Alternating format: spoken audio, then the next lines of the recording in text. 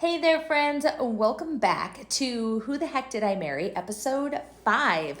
All right. So, we had just discussed about how I enjoyed camping, and Ken had just bought a quad, and he was super excited to take it out, driving it in the woods, and more than taking it out for a day trip, he wanted to take it out for the weekend. So, he invited me to go camping with him. So, the two of us alone went camping, which made my parents just a little bit nervous. I know I'm like 27, but I'm going off to the woods alone with a guy that I've known for about 3 weeks.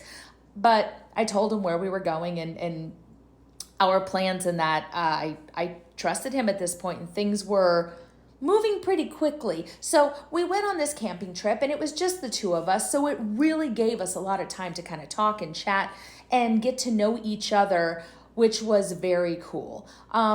Things again are, just slowly progressing in our relationship, and I'm learning more about him. So I am going to talk a little bit right now about what he shares with me at this point about his history with relationships. So, as it goes in relationships, I'm assuming most of you eventually have that talk where you talk about, previous major relationships, because there's no way that you're not going to go on in life, especially at 27. We're not young. We've had relationships. So let's figure out exactly what's going on. So here's where we're going to get a few new characters into the story. So he lets me know that he actually has been married before. So he was in college. He had graduated high school, yes, and was in college in Michigan before he had gone to Arizona State. And he met a girl who the two of them just, head over heels fell for each other. And she was working on gaining this internship that was really going to boost her career.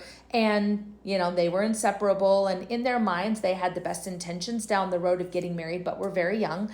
And she was getting offered this internship that ends up is in Texas. So he's telling his parents, girlfriend's going to Texas.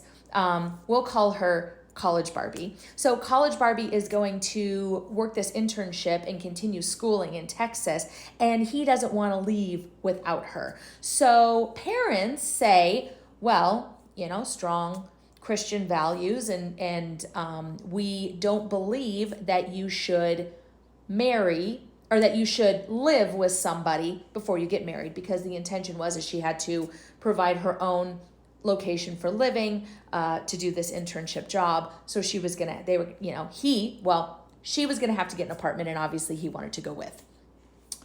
I believe, if I'm correct, that this was a religious college situation. So she was also of the same faith. And from what I was told, her parents also were strongly encouraging them not to live together until they were married. So they decided, we'll just take that out of the equation. They went down to the courthouse, said I do, and then off they went to Texas together. So she's working her internship, and he dropped out of college to be able to go there and be with her. So he's working jobs, and she is interning and continuing school all at the same time. And she starts to struggle with the fact, this is all just, again, what I've been told. She starts to struggle with the fact that he was just working what I'm going to call dead-end jobs. Yes, bringing home money, but not working towards a career. And I think she was very career-minded, because that is why she was there in Texas, and then was really hoping that he was going to do the same. But because he didn't jump into school, he was just working kind of to help pay the bills, of course, that really bothered her. So she kind of came to him with an ultimatum and said, I need to know what your future goals are in life. You're my husband. I want to know what our relationship is going to be, or how our finances are going to be. I'm working hard towards a goal. What do you want to do with your life? What's your plan? You can't just work dead-end jobs forever. And so he says, you know what? I really don't know. And she says, well, if you can't figure out what your future is going to be, then I don't want to be with you, so you better figure it out. So he said, well, I'm going to fly home to Michigan, spend the weekend or some time with my parents, and I'm going to figure it out. And I'll let you know. And she was like, okay. So he got on a plane.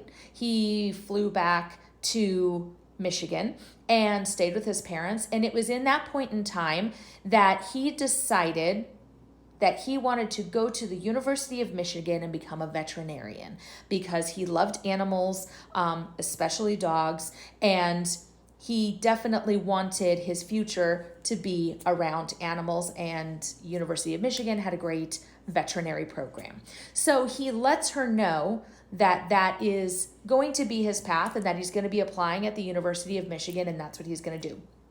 Well, again, I don't know all the details of their relationship. I just know what was told. But to get the long story short, he stayed in Michigan, she was in Texas, and their time apart grew them enough apart that she ended up deciding she wanted a divorce, and she served him with divorce papers. So basically, they had no property, they had nothing to dispute. He went ahead and agreed, signed the divorce papers, and that was it. Okay. After he went a semester or two at Michigan, he decided that that was not the road for him and he wanted something new. So he decided to apply at Arizona State, and then he moved to Arizona State solo to then go to Arizona State. And I'll be honest, I'm not 100% remembering if he had a chosen degree plan there or if he just wanted to come to Arizona State for the awesome weather. And we are, Arizona State is the #1 party school. I don't know if they still are, but they were for many years, especially around that time. So anyways, I'm not sure exactly why, but he wanted to go to Arizona State. So that's how he came to be here. And then I've kind of already told you the rest of the story that his parents eventually ended up moving here too. While he's here going to Arizona State, he ends up meeting another long-term relationship, and we are going to call her Hairstylist Barbie. Hairstylist Barbie is, as you can tell, a hairstylist, very talented hairstylist. And she and Ken dated for a period of time, and eventually they got engaged. And their engagement was short-lived because eventually she decided she did not want to marry him. And the story that I was told was that she came to his apartment, took off the ring, put it on the counter, and basically said, I can't marry you for these 3 reasons. And at the time, his parents had already gotten a divorce. His dad had moved off to Michigan. Mom was still living here. And she felt that his mother played a too big of role, not only in his life, but in their relationship.